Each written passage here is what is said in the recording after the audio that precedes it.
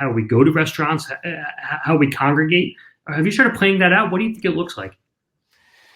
Yeah, I'm working on a memo about that, because society is going to have to look at all of its activities and say which ones are really beneficial and which ones create a risk of a rebound, and how are we minimizing rebounds by doing aggressive testing, aggressive quarantine of those who test positive or even just have symptoms, and contact tracing, where we have examples from China, South Korea, and many others, Singapore, Hong Kong, who have done these things quite well.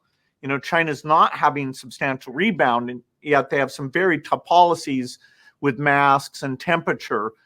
I do think that things like running factories, doing construction, going back to school, those things can be done.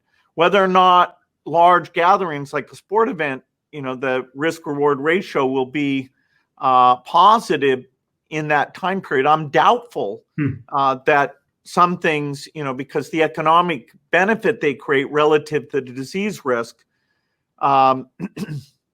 may make them not appropriate. And for the economy, we've done a lot of things to the economy here. I mean, it's necessary, but it's very radical. We've cut off the supply of goods, but we've also created, a drop in wealth, an increase in uncertainty, and a sense that should I go out, will people want to go and travel? Will they want to go to restaurants? Will they even think, buying a new home is an appropriate thing? So even once the government is saying, okay, these activities are okay, we can't expect the demand side to reemerge overnight. People, and they'll range from person to person, but there'll be a lot of caution that will damp the demand in a pretty dramatic way. And you are talking a lot of this deals with how we deal with this in the developed world. In the developing world, you think this is going to be an even bigger problem. We have members who are joining from all around the world in this chat. Again, this is working on LinkedIn. Thank you for joining us. We've got Hassan from Saudi Arabia, Henry from Zimbabwe, and there was a great question that was in your article from Ikfash Jahan from Bangladesh, who said, look, staying at home simply isn't an option for many of us in poor countries. How can people maintain social distancing in a 6 by 6 foot square home? And the consequent economic crisis might be handled by rich countries, but we can't. How will we fight hunger issues? So really important question. What are you thinking there? Well, it's a super good point. You can't simply take what the successful rich countries have done and map those onto a developing country. Rich countries, people have lots of living space so they can distance. They've got internet. The food supply requires a very small part of the workforce that can be special cased. And it's not like, Bangladesh is a great example. And so they won't be able to use this quarantine approach that has been the primary tactic in the rich world. For the entire world, my big focus, our foundation, has shifted to accelerating not only the vaccine, but also therapeutics, so that if we could find drugs which can be antivirals or immune suppressant or antibodies, there's actually multiple classes, that could come more rapidly. In 4 to 6 months, the therapeutics could reduce the death rate a lot. And that would apply in Bangladesh as well. But what social distancing looks like in places like India, Bangladesh, it won't be as effective. And there you really could cause people to have a lack of food. You could cause, social unrest in a very deep way if you're being unrealistic about the basic needs that people have. So we have about 5 minutes left with you, Bill. I wanted to make sure that we get some of the questions coming in from the stream. Adam Rosenbaum says, moving into the future, what improvements are needed in supply chain logistics and vendor risk management, whether physical or virtual, to prevent floundering in the face of a pandemic?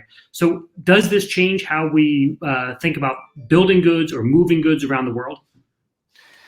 Well, my belief is that this time we will be serious about being ready for the next time.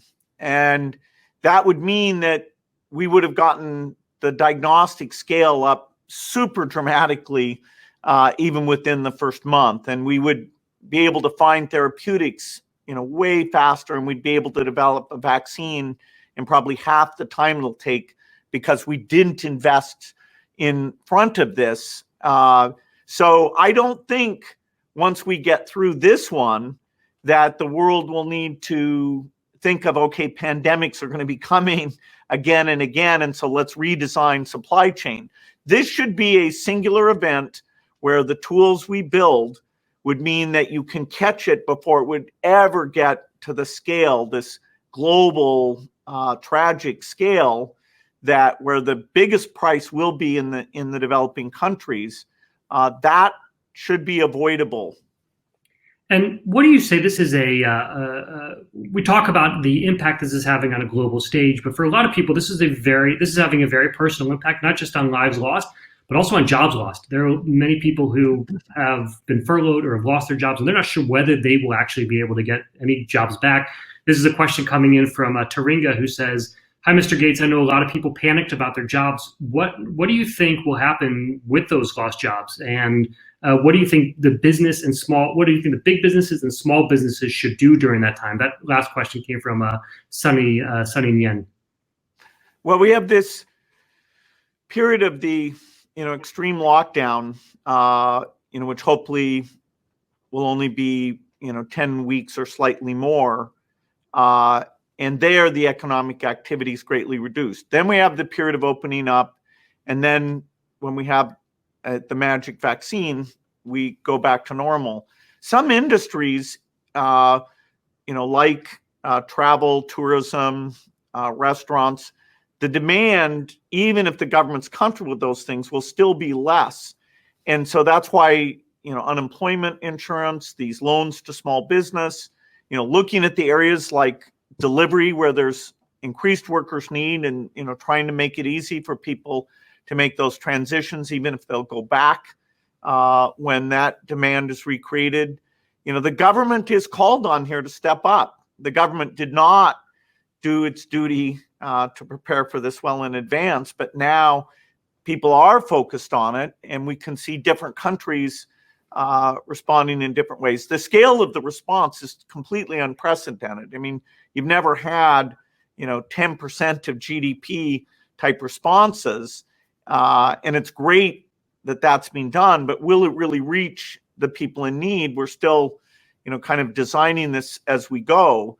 Sadly, this is another thing that, students who have no internet access, or, a lot of the jobs that the lower income part of society do, this is very unfair in terms of how it impacts people who already had a lot less wealth.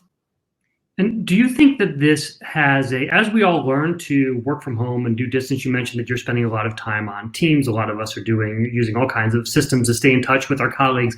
Does this change? And my kids are on, Zoom classrooms every day.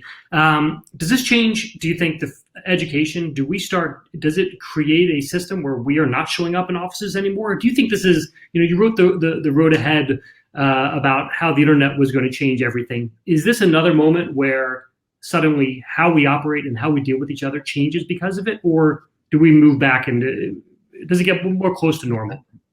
Well, we've been forced in an unnatural way to push things into the digital form. And there are a few things like business trips that I doubt will ever go back. I mean, there'll still be business trips, but, less.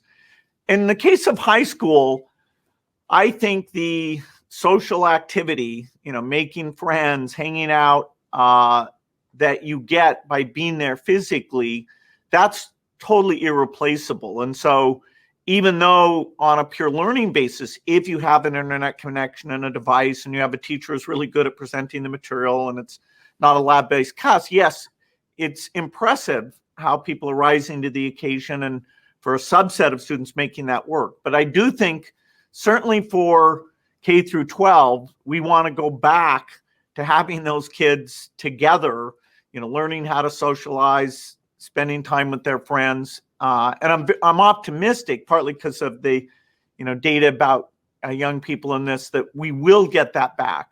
But some other things, like Microsoft had gone to do its shareholders meeting, not as an in-person thing even before this, now virtually every company is. And I doubt there'll be that many face-to-face shareholder meetings. Now everybody's got permission. Also, the amount of innovation in the software that facilitates this thing, so that you think, okay, what is a virtual courtroom? What is a virtual legislature?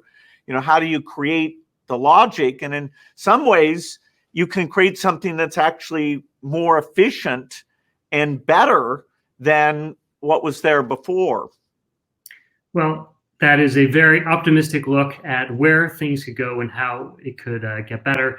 Bill, thank you so much for spending your time with us here today. It's been really terrific. We are going to take this entire interview. It will live on the LinkedIn editors page. So if you want to come back later and watch the whole thing and take notes and see the comments, they're all there. Bill, thank you again. Look forward to your next article and posts. And thanks for everything you're doing. Good to talk to you.